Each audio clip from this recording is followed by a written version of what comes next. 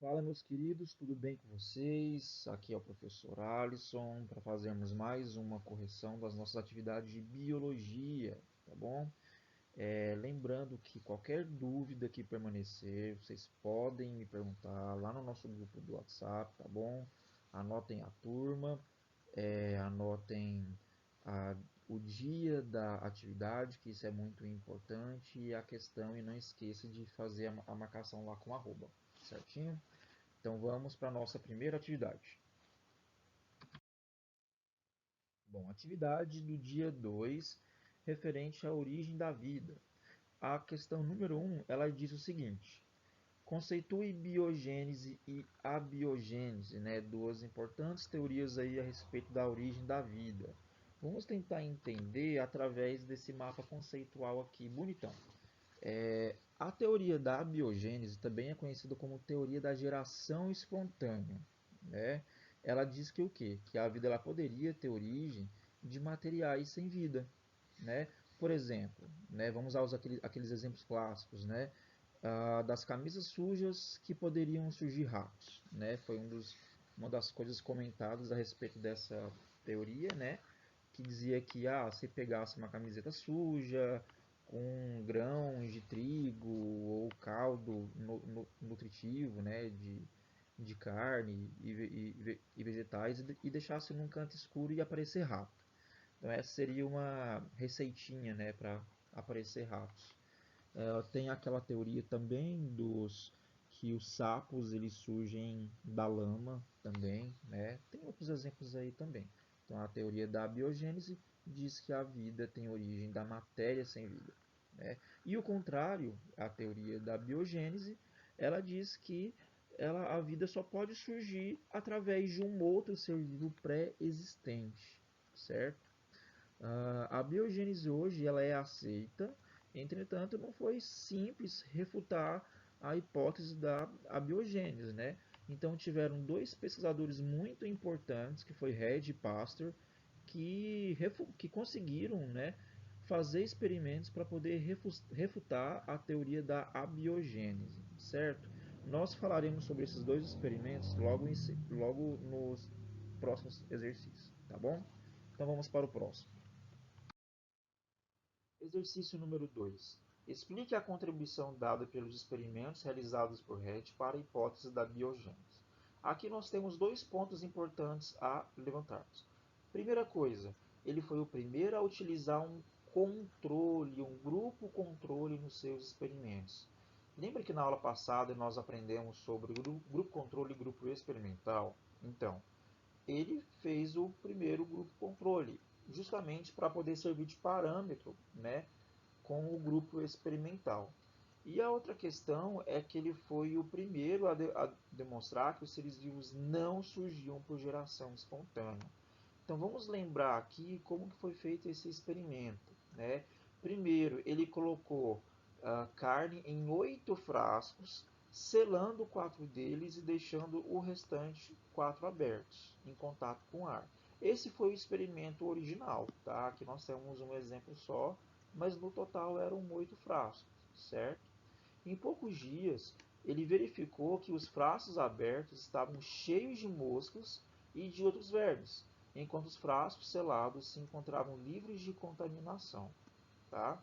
Com isso, ele pôde negar, né, a teoria da biogênese, tendo essa ideia aceita pelos naturalistas da época. Então, esse foi um experimento muito importante. Tá? Número 3. Descreva o experimento realizado por Pasteur com balões do tipo pescoço de cisne. Você poderá fazer o esquema desenho para simplificar. Como Pasteur rebateu com ele os argumentos dos seguidores da biogênese. Então vamos relembrar esse experimento aqui então. Primeira coisa, ele tinha um líquido nutritivo colocado em um balão de pescoço longo. Então é esse líquido aqui. Esse líquido nutritivo ele era caldo de carne, caldo de verduras, então variou um pouquinho ali a sua composição. Depois ele fez um estiramento do pescoço, formando um tubo fino e curvo, como que ele fez isso? Ele pegou um tubo longo e derreteu no fogo, para ter esse formato aqui. Tá? No terceiro passo, né, ele colocou esse caldo para ferver. Por quê? Porque a fervura mata todos os micro-organismos. Então esse líquido aqui começou a entrar em ebulição e o vapor da água saía aqui pelo tubo, porque ele não era 100% fechado. Tá? Então esse tubo ele permitia a entrada de ar. Então aqui nós tínhamos um líquido que era estéril, mesmo ao longo de vários dias, e houve o resfriamento e condensação da água no tubo. Então quando a água fervia, ela condensava, especialmente nessa região aqui. Por que que essa informação é importante? Porque essa água ela vai reter a entrada de partículas junto com o ar, certo? Então ele se manteve estéril ao longo de vários dias. Depois que ele quebrou o pescoço desse balão volumétrico aqui, ele percebeu que verificou o crescimento de micro-organismos. Então, esse experimento ele demonstrou que o surgimento de micro-organismos em caldos nutritivos, se dá pela contaminação por germes provenientes do ambiente externo e não pela geração espontânea. Okay? Número 4. Qual a importância do experimento de Pasteur para a conservação dos alimentos? Bom, Pasteur ele desenvolveu um processo conhecido como pasteurização. O que é esse processo, né? É um processo que ele deixa os alimentos livres de micróbios, que eles são destruídos pelo aquecimento e temperaturas não muito altas. Então, normalmente, não deixa, né, o líquido ou o alimento entrar no estado de ebulição, seguido de um resfriamento brusco sem deteriorar os alimentos. Hoje nós sabemos que existem três modalidades de pasteurização utilizadas. Temos uma pasteurização lenta, uma rápida e uma ultra rápida. A pasteurização lenta é quando o alimento ele é aquecido até a temperatura de 65 graus durante 30 minutos e depois ele é resfriado. Esse método ele é comumente utilizado em sorvetes, leites mais gordurosos, como por exemplo o de cabra, né? Então esse é o do tipo lento. Temos a pasteurização rápida, que é aquela que o alimento ele é aquecido até a temperatura de 75 graus, só que num período menor, que é de 15 a 20 segundos. Os leites pasteurizados eles passam por esse método, certo? E são aqueles que são classificados com a letra A, B ou C. Vocês já viram lá que quando vocês compram leite tem essa classificação, né? Então, quando tiver essa classificação de A a C, é porque ele passou por essa pasteurização rápida. Por que que só dura 15 a 20 segundos? Justamente para a temperatura não deteriorar o alimento, para ele não perder a qualidade, não desnaturar os seus nutrientes e etc. E temos a pasteurização muito rápida, que é aquela que a gente conhece como UHT. A gente vê esse símbolo naquelas caixinhas de leite. UHT significa temperatura ultra elevada. Nesse tipo de pasteurização, o alimento ele é aquecido numa faixa que varia ali de 130 graus a 150 graus, só que durante 3 a 5 segundos. Então é muito rápido, né? Ele é aplicado em produtos que são líquidos ou semilíquidos, uma vez que é mais eficiente para eliminar micro-organismos. Okay? Número 5. Comente a hipótese da panspermia cósmica sobre a origem dos compostos orgânicos na Terra. Olha só, de acordo com essa hipótese, os seres vivos eles não teriam originado na Terra, mas em outros planetas. Eles teriam sido trazidos para cá como esporos ou outras formas de resistência, aderidos a meteoritos que caíram e continuam a cair no nosso planeta. Alguns estudos já mostraram uma presença de aminoácidos em meteoritos e cometas, reforçando a ideia de que compostos orgânicos são comuns no universo. Então essa é a teoria da panspermia cósmica. Okay? Número 6. Para explicar a hipótese da evolução gradual dos sistemas químicos, desenvolvida por Oparin e Aldani, fale sobre, letra A composição provável da atmosfera primitiva, a formação das primeiras moléculas orgânicas e o aparecimento de coacervados nos mares primitivos. Essa imagem aqui vai conseguir resumir as três informações que ele está pedindo aqui para a gente. Primeiro, quais são os gases da atmosfera primitiva? Deixa eu adicionar meu laser aqui. Então, os gases eram gás metano, vapor de água, gás hidrogênio e amônia. Tá? Então, esses eram os gases da atmosfera primitiva. Esses gases eles sofreram influência de fortes descargas elétricas e de raios ultravioletas, formando moléculas orgânicas que ficavam em suspensão ali na atmosfera. Tá? Então, começaram a formar moléculas orgânicas simples na atmosfera. Com a chuva, essas moléculas elas são levadas para a superfície da Terra. Então, eles escorriam, né, pelo solo e caíam nesses mares quentes. E eles eram depositados especialmente mais ao fundo do oceano, já que essa superfície mais rasa ela sofria maior interferência de radiação, temperatura muito elevada, meteoros e etc. Mas o calor, né, ajudou a ter uma alteração nessas moléculas, formando moléculas orgânicas mais complexas. A alteração da acidez do meio propicia a formação de aglomerados proteicos isolados do meio, que foi assim que surgiram os coacervados. O que são coacervados, então? São esses aglomerados proteicos que são envoltos por moléculas de água. Então, aconteceram inúmeras reações químicas, algumas são muito vantajosas porque originam sistemas químicos capazes de reproduzi-los, gerando ali então os seus primeiros seres vivos. Então foi assim, foi uma evolução gradual dessas moléculas orgânicas, né? Elas foram produzidas com essas condições aqui de calor, descarga elétrica, radiação, formaram então cada vez moléculas orgânicas mais complexas que acabaram indo para os mares. Lá formaram os coacervados, que são essas proteínas, ou então esses aglomerados proteicos, né, envoltos por uma película de água e que começaram a reagir entre si, formando essas estruturas mais complexas. Okay? Explique como o experimento de Miller contribuiu para reforçar a hipótese da evolução gradual dos sistemas químicos, que é a evolução molecular. Então, o experimento de Miller foi extremamente importante para poder mostrar essas condições mostradas no exercício anterior. Então, olha só o que ele fez.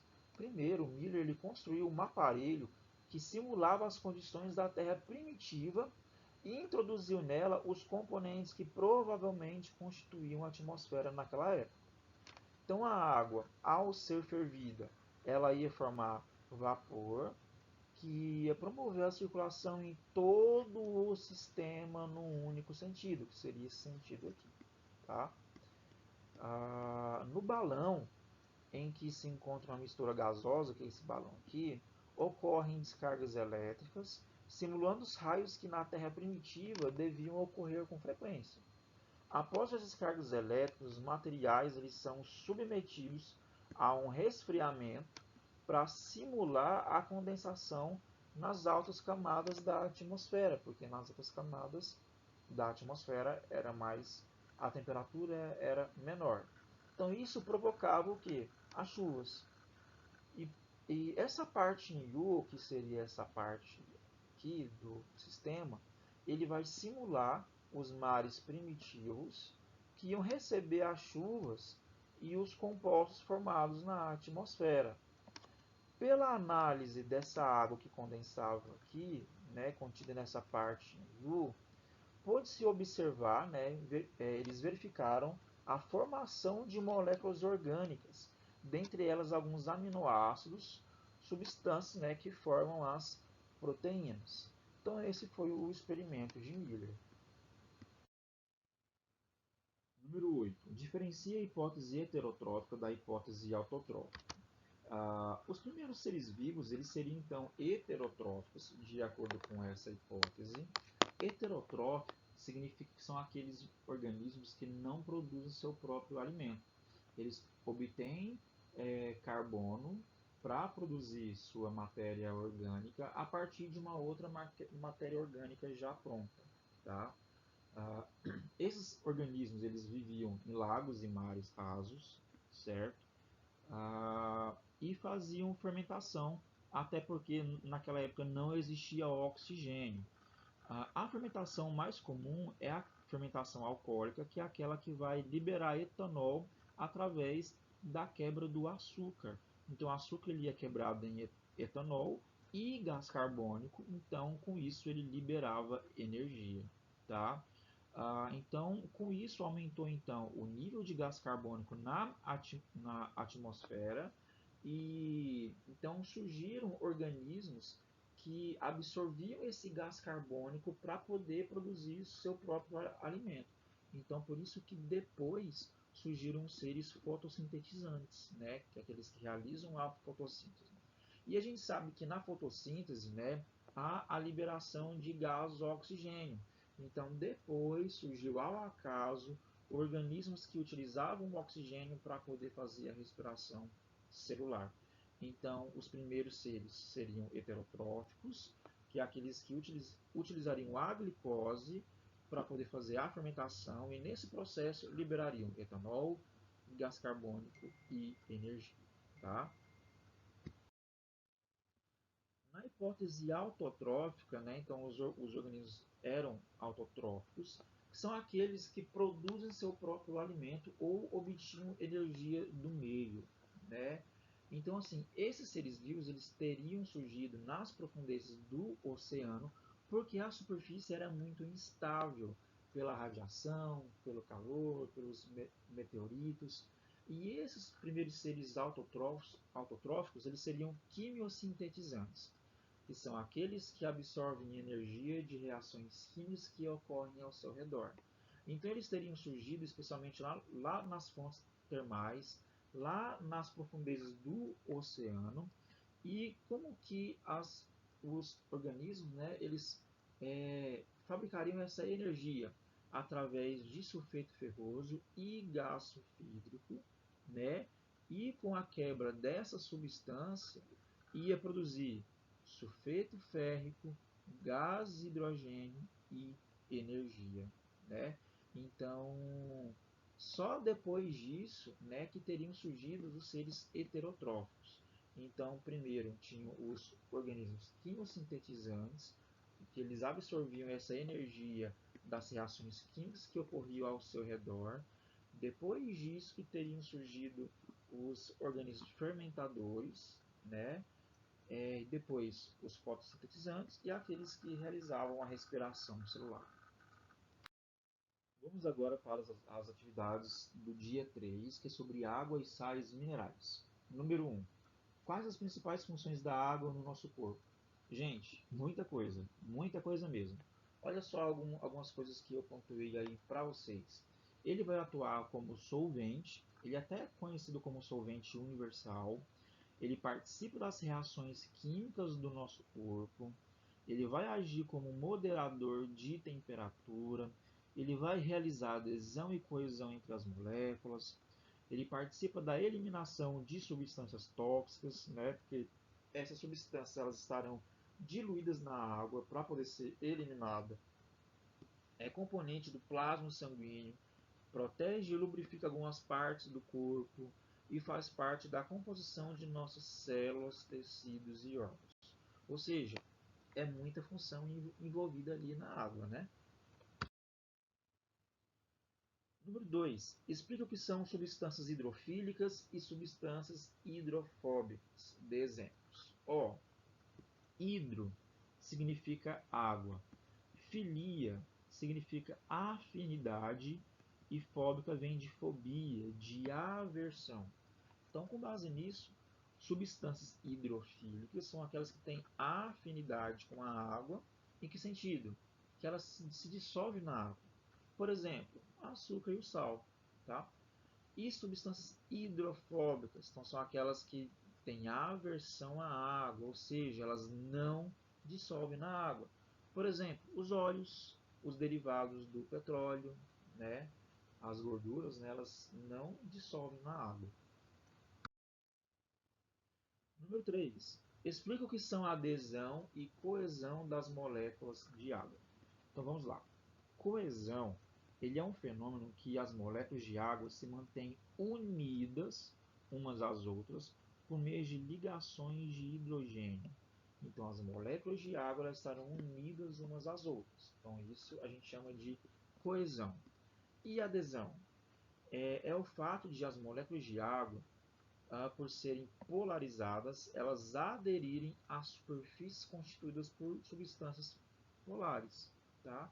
Então, é essa capacidade dela se aderir a alguma superfície. Então, aderir, adesão. Então, as duas palavras aí são associadas. E essas duas características, elas vão conferir à água a propriedade de capilaridade, que possibilita a água subir pelas paredes internas de tubos muito finos. Nessa imagem aqui, a gente consegue entender isso daqui.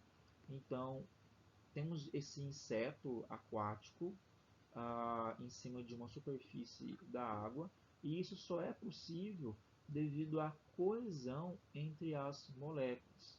Nessa imagem aqui, a gente consegue ver a adesão da água em uma superfície foliar. E aqui, essa capacidade de capilaridade, que é dela subir tubos muito finos, como por exemplo os vasos condutores de seiva, tubos, né? Então, isso é graças à adesão e à coesão da água. Número 4. O que significa dizer que a água é o solvente universal? Vejamos. As moléculas elas precisam estar dissolvidas no meio líquido, especialmente para duas coisas: para transporte de determinadas substâncias e para que ocorra a maioria das reações químicas. Então, elas precisam estar dissolvidas no meio líquido.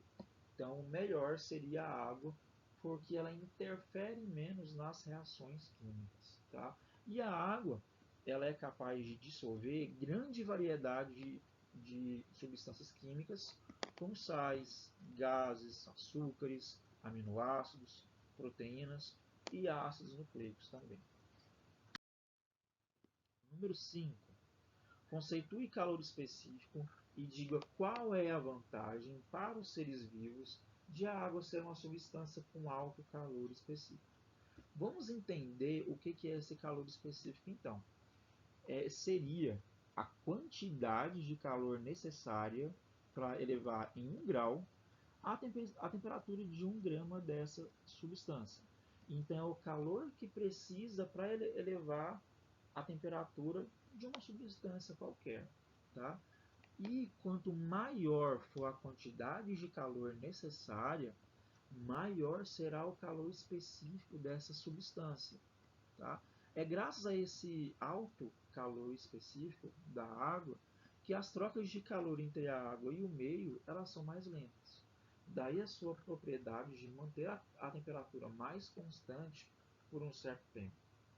E é graças a esse alto calor específico da água que a temperatura ela consegue se manter em equilíbrio no nosso corpo, nas nossas células, que vai o quê? Diminuir essas variações bruscas que poderiam, por exemplo, afetar o nosso metabolismo celular. Então é por isso que é importante que as reações químicas que acontecem dentro da célula ela ocorra num intervalo pequeno de temperatura, justamente para não afetar o metabolismo celular. Número 6. Conceitue calor de vaporização e diga qual é a vantagem para os seres vivos da água ser uma substância com alto calor de vaporização. Calor de vaporização, gente, é a quantidade de calor necessária para passar a substância do seu estado líquido para o gasoso. Por isso que chama de vaporização. E qual que é a vantagem da água ter esse alto calor de vaporização? Evitar o superaquecimento do corpo, certo? Então, por isso que quando o nosso corpo ele aquece muito, a gente tem aquela sensação de sair um vaporzinho de dentro do nosso corpo, que é para evitar o quê? O superaquecimento. A gente sente muito isso dentro da roupa, né? Quando a gente está com o corpo todo coberto pela roupa, né? E num determinado momento a gente sente um calor repentino, repentino dentro da roupa. Então, seria graças a esse calor de vaporização. Tá? Número 7. Cite 4 exemplos de sais minerais importantes para os seres humanos. Escreva qual é o papel que cada uma delas desempenha no nosso corpo e em quais alimentos eles são encontrados em maior quantidade. Bom, para responder essa questão, vocês poderiam utilizar qualquer sal mineral que eu citei lá para vocês no texto. Aqui eu trouxe 4 de exemplo, só para poder mostrar aqui para vocês, mas eu vou falar só de um. Tá? Então nós temos, por exemplo, cálcio, que tem símbolo aí Ca. Qual que é a função dele? Atuar na formação de tecidos, dos ossos, de dentes. Ele vai agir na coagulação do sangue e na contração muscular. A falta dele vai provocar o quê? Osteoporose, raquitismo, enfraquecimento dos dentes. E quais são as fontes? Queijo, leite, nozes, uvas, cereais, integrais no caso, tá? Nabo, couve, chicória, feijão, lentilha, amendoim, castanha de caju e outros também. Esses são as maiores fontes de cálcio, mas tem outros também, tá? Então aqui tem outros para vocês reverem. Revejam lá na nossa lista, né, lá da teoria, que tem uma tabela um pouquinho mais completa sobre a função de cada um, tá bom? Exercícios agora sobre carboidratos. Número 1. Um estudante afirmou que açúcar é energia. Explica o que ele quis dizer com isso. Bom, açúcar é um tipo de glicídio, né? Que é o mesmo que carboidrato. E a gente sabe que os glicídios ou os carboidratos eles são as principais fontes de energia para os seres vivos, né? E estão presentes em diversos tipos de alimentos. Então, por isso que açúcar é uma fonte de energia. Número 2. Os açúcares complexos, resultantes da união de muitos monossacarídeos, são denominados de polissacarídeos. Letra A. Cite 2 polissacarídeos de reserva energética, sendo um de origem animal e outro de origem vegetal. O polissacarídeo de reserva energética de origem animal, gente, é o glicogênio, tá? E o vegetal é o amido. E onde que eles são encontrados? O glicogênio ele é encontrado no nosso fígado e nos músculos estriados esqueléticos, especialmente no fígado, tá? É onde vai ter a maior concentração. E o amido? Praticamente em quase todas as partes do corpo da planta, né? Especialmente no caule, nas raízes e nas sementes, que é onde tem a maior deposição de amido, tá bom? Número 3. Dentre os carboidratos, dê exemplos de 2 monossacarídeos. Olha, nós temos como monossacarídeos as trioses, tetroses, pentoses, ectoses. Os principais, os mais importantes, os mais comuns da gente falar, são as pentoses e as hexoses, certo? Exemplos de pentose, a ribose e a desoxirribose, que é o que vai fazer parte da composição do ácido ribonucleico, que é o RNA, e do ácido desoxirribonucleico, que é o DNA. E as hexoses? Temos como exemplo glicose, frutose e galactose. E 2 disacarídeos. Aqui eu coloquei 3 que são os principais. Temos a sacarose, que é formado por uma glicose mais glicose.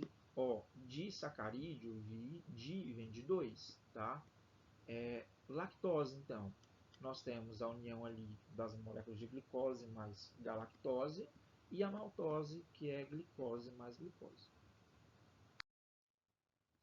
Vamos agora para as atividades do dia 6, referente a proteínas. Bom, nessa atividade eu pedi para vocês assistirem ao vídeo do professor Samuel Cunha a respeito das proteínas. E vocês deveriam registrar no caderno de vocês as informações que apareceriam no vídeo. Então, olha só, eu gosto muito das aulas do Samuel Cunha, porque ele tem uma didática muito boa e ele coloca esses resumões no quadro dele, que são geniais, que dá para vocês anotarem no caderno da mesma forma que aparece no vídeo. Por isso que vocês devem ver mais vídeos dele aqui nas nossas aulas à distância, tá bom? Agora a atividade do dia 16, também referente às proteínas. Primeiro, o que são proteínas? Vamos lá. As proteínas elas são polímeros cujos monômeros eles são aminoácidos. Em outras palavras, o que isso significa? Que as proteínas são substâncias formadas por dezenas ou centenas ou milhares de moléculas de aminoácidos, tá? Que são ligados em sequência, como elos em uma corrente. Então, proteínas são um conjunto de aminoácidos. Aqui nós trouxemos o termo polímero e monômero. Vamos entender o que isso significa para a gente entender o que de fato é a proteína. Monômeros, pessoal, são blocos de construção de polímeros e são unidades que vão se repetir de forma idêntica, que se ligam covalentemente para formar esses polímeros. Só para vocês entenderem uma associação, considere um colar de pérolas com pérolas que são idênticas.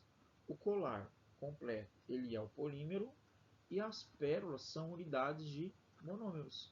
Então, cada pérola é ligada a um monômero à sua direita e um monômero à sua esquerda. Observe essa imagem aqui que vocês vão entender um pouquinho melhor. Então, o monômero seria um aminoácido e o polímero é o conjunto de monômeros que são idênticos e que se repetem. Okay? Quais são as principais funções das proteínas? Nossa, são várias. Elas estão presentes em praticamente todas as funções de um organismo vivo. Vamos ver algumas aí. Elas funcionam como catalisadores de reações químicas. O que são catalisadores? São aceleradores de reações químicas. Tá? Catalisar significa acelerar. Eles vão atuar na defesa do organismo, uma vez que anticorpos são proteínas, tá bom? Vão atuar na comunicação celular, garantem o transporte de substâncias, como é o caso da hemoglobina, que é uma proteína presente no sangue, que vai transportar o oxigênio, atuam no movimento e contração de certas estruturas, como, por exemplo, cílios e flagelos de bactérias e protozoários, e promovem a sustentação como colágeno, que atua na sustentação da nossa pele. Então, colágeno é um tipo de proteína. Número 3. Explica o que é uma ligação peptídica. Ligação peptídica nada mais é que a ligação entre dois aminoácidos vizinhos em uma molécula de proteína. E uma observação interessante é que essa ligação ela vai se estabelecer, né, entre o grupo carboxila, que é um dupla OH, que vocês verão mais para frente lá em química, tá bom? E ligado com o grupo amino, né? Que é onde tem essa terminação aqui de nitrogênio de um aminoácido. Então, a ligação peptídica vai ocorrer nessa região aqui entre dois aminoácidos vizinhos, tá bom? Número 4. Em que as proteínas se diferem? Elas vão se diferenciar em três características. Primeiro, pela quantidade de aminoácidos presentes na cadeia polipeptídica, então, quantidade de aminoácido. pelo tipo de aminoácido, que a gente sabe que tem 20 essenciais, tá? E pela sequência em que esses aminoácidos estão unidos na cadeia. Então, pela quantidade, pelo tipo e pela sequência desses aminoácidos. Então, mesmo que duas proteínas possuam exatamente o mesmo número e as mesmas proporções de tipos de aminoácidos, elas podem sim ser diferentes dependendo da sequência em que esses aminoácidos estão unidos. Olha só a quantidade de aminoácidos proteicos que nós temos. Então, existe uma infinidade aí de combinações possíveis. Tá? Número 5. Dependendo da natureza dos aminoácidos que compõem o polipeptídeo, ela pode ter estruturas diferentes. Cite e explique a diferença entre os 4 tipos de estruturas. Então, observe essa imagem aqui. Nós temos 4 tipos de estruturas: estrutura primária, estrutura secundária, terciária e quaternária. A estrutura primária nada mais é que a sequência de aminoácidos e ela determina a estrutura secundária e a terciária dessas proteínas. Cada sigla dessa daqui significa um aminoácido que eu mostrei no slide anterior. Tá? A estrutura secundária, elas formam-se quando ocorre a ligação entre os elementos repetidos de cadeia principal polipeptídica. As junções desses elementos eles são por meio de ligações de hidrogênio, e nesse caso aqui, observa-se que as cadeias elas estão torcidas, mas elas podem estar dobradas ou enroladas sobre elas mesmas. Tá bom? Estrutura terciária, ela corresponde à forma adquirida por um polipeptídeo depois da interação das suas cadeias laterais. Aqui a gente observa mais dobras e enrolamentos, tá bom? E a estrutura quaternária, a associação de duas ou mais cadeias polipeptídicas, então ela é um pouquinho mais complexa. Então essas são as 4 tipos de estruturas proteicas. Número 6. Explique o que é e o que causa a desnaturação proteica. Gente, desnaturação é a alteração na estrutura espacial de uma proteína, fazendo com que suas moléculas se desenrolem e modifiquem-se em relação à sua configuração original. Então, isso que é desnaturação. Então, ele pode ser influenciado pela temperatura, pelo grau de acidez, pela concentração de sais e a polaridade do meio. Então, essas características elas podem influenciar na desnaturação das proteínas. Número 7. Vamos falar agora sobre as enzimas. Né? Qual que é a função principal das enzimas? Elas são catalisadores biológicos, ou seja, eles vão aumentar a velocidade das reações químicas, certo? E o que são centros ativos enzimáticos? Né? Outra característica importante. Os centros ativos são os locais da enzima que vão propiciar o encaixe perfeito ali nos substratos enzimáticos. Então, vai depender das substâncias a quais elas atuam. Observe essa imagem aqui, então. Então, nós temos um substrato, né, que é alguma substância, e o centro ativo. Tá? Aqui a gente já vai responder a letra C, que é como funciona esse modelo chave-fechadura. Né? É só vocês observarem essa imagem. Então, as enzimas elas têm atuações específicas, ou seja, elas vão atuar somente em uma ou poucas reações biológicas, justamente por sua especificidade. Tá?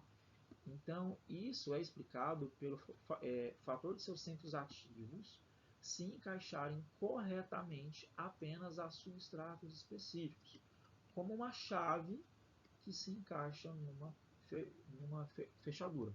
Então, observa aqui a imagem. Né? Então, aqui o substrato ele encaixou no centro ativo. Então, a enzima ela vai alterar a forma à medida que o substrato se liga. Ele vai dividir esse substrato e formar novos produtos. Número 8. Quais são os fatores que afetam as atividades das enzimas? Basicamente, são duas coisas: temperatura e o grau de acidez. Então, são as duas coisas que vão alterar na atividade das enzimas. A atividade do dia 17 é sobre lipídios. Na atividade desse dia, eu pedi para vocês assistirem a videoaula sobre lipídios do professor Samuel Cunha, tá? E que registrassem no caderno de vocês as anotações que aparecessem no vídeo. O vídeo ele tem um formato um pouquinho diferente do que vocês já viram de outras aulas dele, porque esse é um vídeo mais curto, mas o professor Samuel Cunha ele tem um vídeo completo de 40 minutos, eu acho, sobre essa aula, que ela é uma ampliação de tudo que ele falou aqui. Então, caso vocês queiram ver, também fica a critério de vocês. A aula é aquele aulão show que vocês já viram de aulas anteriores, certinho? E qualquer dúvida que aparecer, vocês mandam aqui para mim, tá bom?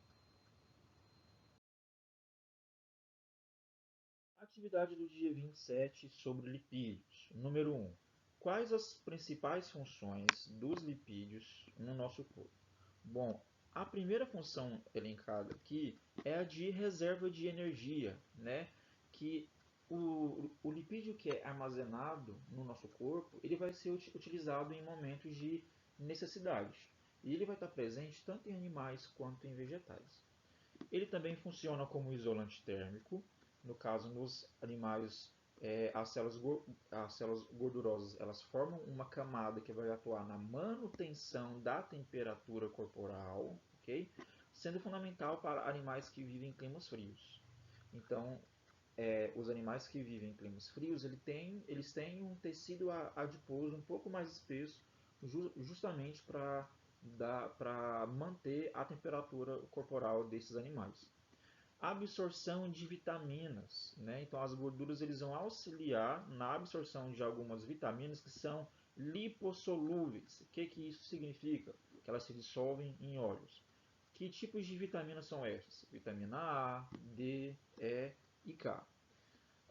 Eles são constituintes da membrana plasmática e fazem parte da constituição de hormônios também, e realizam uma proteção mecânica, né, contra choques mecânicos. Então o nosso tecido adiposo ele consegue proteger parcialmente os nossos órgãos internos de impactos externos. Tá? Número 2. Quais as diferenças entre gordura e óleo apresentados na videoaula e no texto? O professor Samuel Cunha ele explicou muito bem qual que é a diferença dos dois, mas vamos lembrar que as gorduras são triglicerídeos, os óleos também. Tá? Os triglicerídeos eles são de origem animal e eles são sólidos em temperatura ambiente. Eles formam ácidos graxos saturados com a função de armazenamento de energia, isolantes térmicos e proteção mecânica. Então, a principal ideia são de origem animal, são sólidos, são sólidos em temperatura ambiente. E os óleos, então? Os óleos eles são de origem vegetal, eles são líquidos em temperatura ambiente e os ácidos graxos eles são insaturados. O que isso significa, saturados e insaturados? Tem a ver com a ligação entre os átomos de carbono, né, que vocês devem ter visto isso em química. Se ele tiver uma insaturação, ou seja, uma ligação dupla ou tripla entre átomos de carbono, então ele vai formar uma ligação insaturada, tá bom? Os lipídios podem ser classificados quanto à sua estrutura molecular. Cite cada um deles e apresente onde essas substâncias são encontradas essencialmente. Então, nós temos basicamente 5 tipos de lipídios: os glicerídeos, os esteroides, cerídeos, fosfolipídios e os carotenoides. Quem são os glicerídeos? são aqueles que são armazenados nas nossas células para armazenamento de energia, que vai funcionar como isolante térmico e proteção mecânica. São os triglicerídeos, né, que a gente já viu, que são os óleos e as gorduras.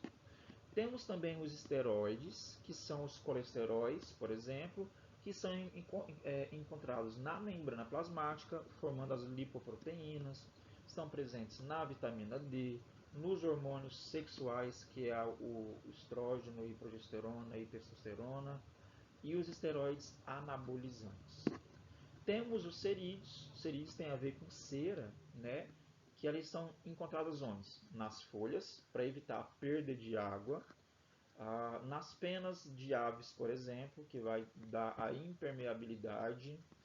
Está presente na pele também para promover a proteção e também na cera de abelha, né? Presente lá na colmeia. Temos os fosfolipídios, que são aqueles lipídios que vão formar a membrana plasmática, vamos falar um pouquinho dele mais à frente, e os carotenoides, que são os pigmentos vegetais e de algas, que são essenciais para a realização da fotossíntese. Então, esses são os 5 tipos de lipídios classificados quanto à sua estrutura molecular. Número 4. As expressões bom colesterol e o mau colesterol são muito usadas na linguagem popular. Explique o significado de cada uma delas. Então, nós temos esse bom colesterol e o mau colesterol, que são os famosos LDL e HDL. O que significa LDL? Significa lipoproteína de baixa densidade. Tá? Ele vai fornecer colesterol aos tecidos, mas quando há excesso de colesterol no sangue, ele deposita em excesso na parede dos vasos sanguíneos. E isso pode causar então uma aterosclerose. A aterosclerose é a formação de placas de gordura nos vasos sanguíneos. Isso é muito perigoso, gente. Por isso que o LDL então ele é chamado de mau colesterol. Tá?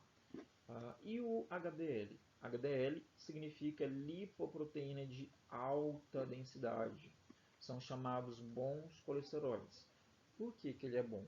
Porque ele remove o excesso de colesterol do sangue, transportando para o fígado, onde é degradado e secretado sob a forma de sais biliares. Então essa aqui é a diferença dos dois. E número 5. Explique como é o comportamento das moléculas de fosfolipídios quando estão completamente envolvidos em água.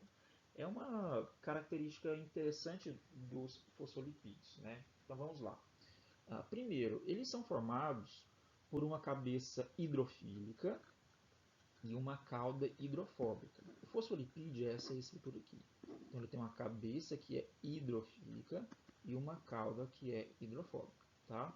Devido a essa propriedade, quando essas moléculas estão completamente envoltas por água, elas se dispõem naturalmente em duas camadas, ficando uma parte hidrofílica da molécula em contato com a água, que é essa parte mais externa aqui que a gente consegue ver, tá?